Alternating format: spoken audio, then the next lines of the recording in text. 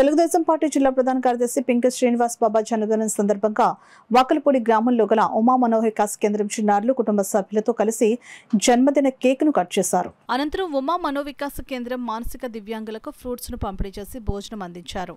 ఈ సందర్భంగా పింక శ్రీనివాస్ బాబా మాట్లాడుతూ గత 15 సంవత్సరాలుగా మానసిక దివ్యాంగులు అలాగే గ్రీన్ఫీల్డ్ అందుల పాఠశాలలోనూ చిన్నారుల మధ్య తన బర్త్డే వేడుకలను జరుపుకోవడం తనకు ఎంతో ఆనందాన్ని ఇస్తుందని అన్నారు.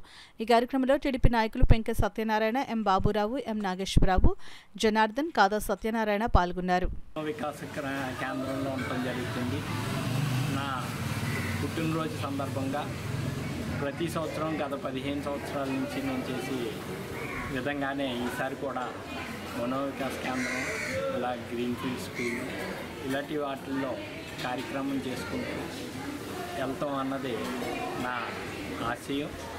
ఎంతో ఆర్భాటాలకు పోకుండా అందరూ ఇలాంటి పిల్లల్ని పుట్టినరోజు సందర్భంగా కలిస్తే మనకి మంచి జరుగుతుంది, వాళ్ళకి కూడా మంచిగా ఉంటుంది అని తెలియజేస్తూ ఈ కార్యక్రమం ఇక్కడ చేస్తాం జరిగింది. పిల్లలందరికీ భోజనాలు వడ్డిస్తాం కానీ వాళ్ళకి ఫ్రూట్స్ ఇస్తాం కానీ ఏ విధంగా అయినా సాయం చేస్తే మనకి ఈ తృప్తి ఇంక ఏ విధమైన వాటిల్లోని ఇవ్వదని నా ఉద్దేశం.